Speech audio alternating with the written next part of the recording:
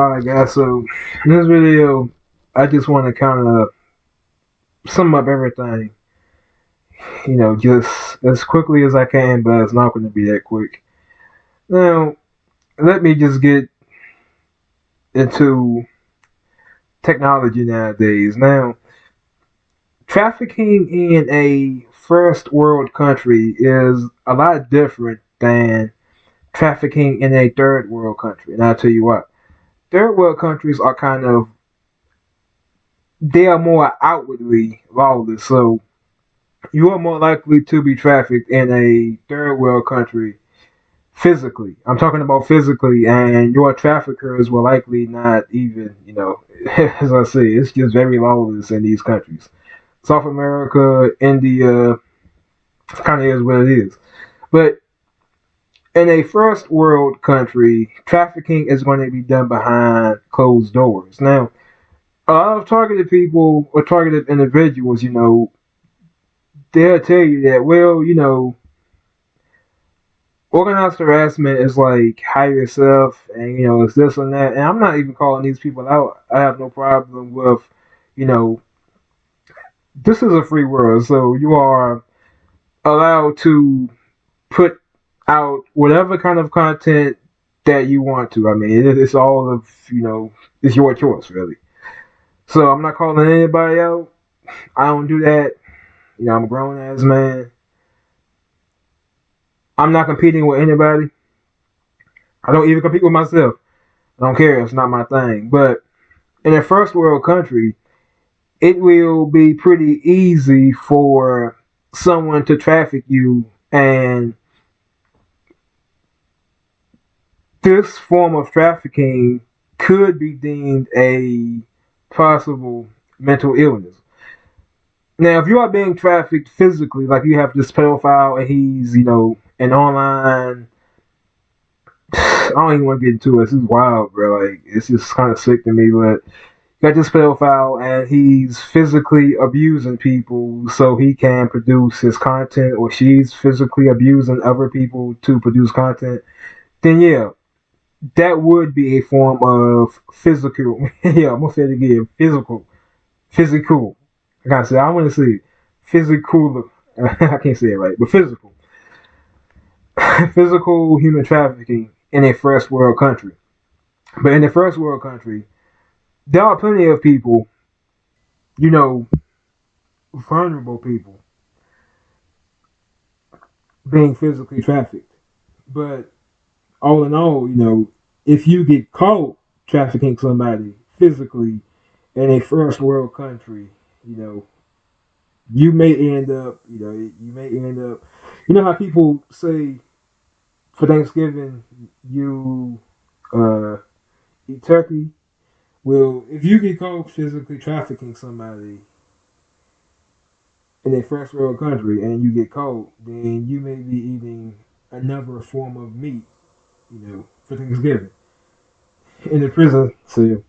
But anyway, I'm just saying that all in all, first world countries do have laws and regulations, but this is still a lawless country.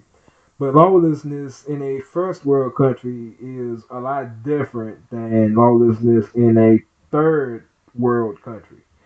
In a first world country, you are likely to be trafficked with the use of psychology and technology. And I'm going to say psychology and technology. So you'll have a lot of people telling you that, well, organized harassment is just your high yourself. Don't pay attention to them. It's not really happening. Because I'm just saying, like, if you tell somebody that it's just hire yourself, then you are just telling these people or these groups of people that what's happening to them is not really a thing. No one's no one's orchestrating anything. No one's trying to ruin your life. There's no campaign out against you.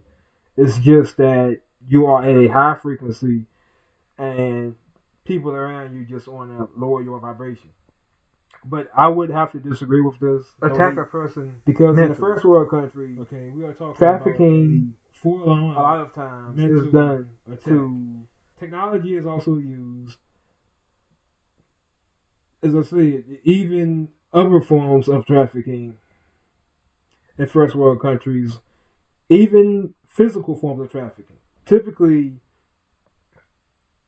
they'll go after your mental sanity first. Then, after they have you mentally unstable, committed, then they can do more with you. But trafficking in a first world country is a lot different than trafficking in a quote unquote third world country. So in the first world country, you're going to have a lot of people like the UK, Britain, country, whatever, United States, Australia. You are going to have a lot of people complaining of organized harassment. Okay, you're going to have a lot of people complaining about this phenomenon, and then they're going to wonder why. Hey, well, why haven't these people ever tried to lay a hand on me? Why haven't they done this? Why haven't they done that? Well, that's basically because the U.S. and many of these other first world countries, they do have justice systems, but that is really no way you can get help if what they are doing to you is all mental. Okay, because we already have a zombified mental health system put in place. So even if you tell people, I'm telling you, man, it's wild. Even if you tell people about MK Ultra, COINTELPRO, and all these other things that took place in the past, they are just still gonna write you off as crazy. Why would somebody follow you around? Why would they do this? Why would they do that? They don't understand that these people are trafficking you, and they are trying to get you to a point where you are so mentally unstable that you are able to, you are just able to either completely lose it or you are unable to, it's wild, man. You are you are unable to take care of yourself, your kids, and then if you are a targeted person and you have children, for example, if your children end up in a foster care system, then we all know what could possibly happen. Because there are a lot of criminals out and about, and you would never guess who these people are or were. You cannot judge law enforcement because there are various individuals working in law enforcement. You cannot judge EMS because there are various individuals working in EMS. You cannot judge teachers because there are various individuals working as teachers. These are not jobs that require a security clearance. So any everyday Joe with the training and a little bit of college can easily obtain these jobs. And given the fact that crime these days is mostly committed online, there's no telling who's a pedophile, who's an online drug trafficker, trader. There's no telling because they are able to do that dirt online and then stick with this persona of being a law-abiding citizen, a taxpayer, a zombie who's down to do good, a teacher, a cop, EMS, restaurant worker. I mean, I'm just saying, it's various people, various individuals. But that's really it. You would never guess who's a criminal nowadays because anyone can become a cop, really. Let's be honest. Anyone can become a cop. I know plenty of people working in law enforcement and they are just 3 years out of high school with no diploma or nothing. They just trained, they got in. And if they wanted to be a pedophile and, partake in illegal online activities, then they could do it. If they wanted to be a quote unquote gang stalker, they could do it. Okay, they are people with free will. Now I know why a lot of targeted people assume that what's going on is like the CIA or some kind of high up government agency. But just give it thought. When you really give it thought, the government doesn't always have to be behind these strange phenomena because this technology is leaked. at the street level.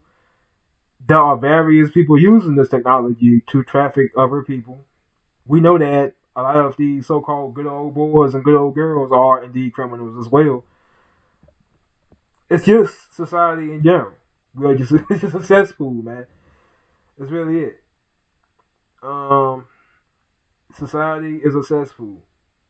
That's really it, man. There's no other way I can put it.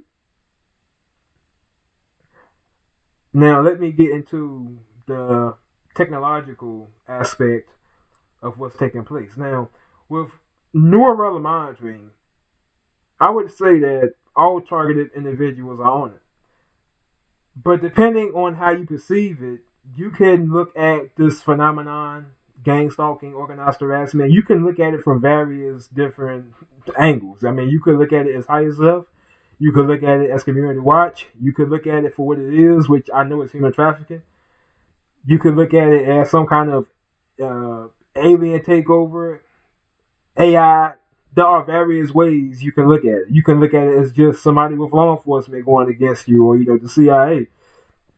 There are various ways you can look at it. Now, to me, with the FBI or whatever, the FBI is really not the CIA.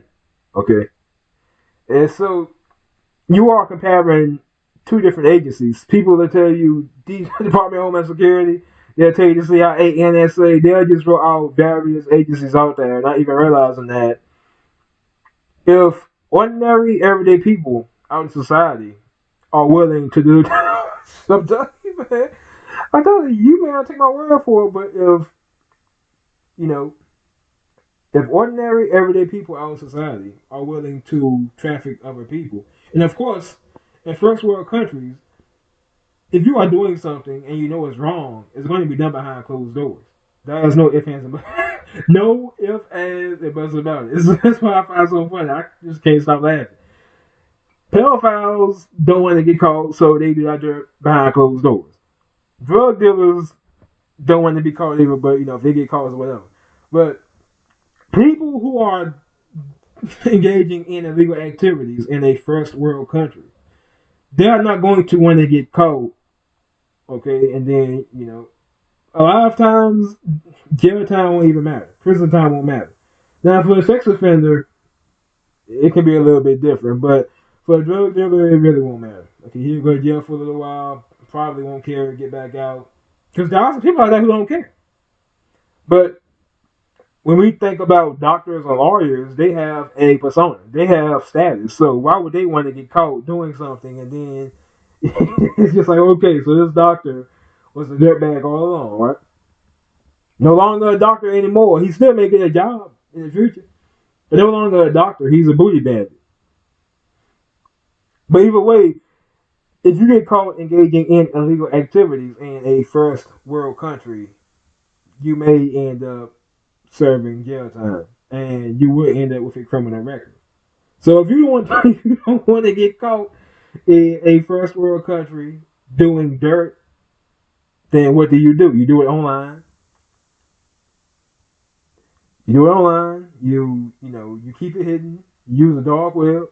Hide your IP address and all the other nonsense.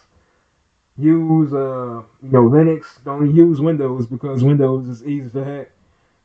And that's it. Just don't get caught.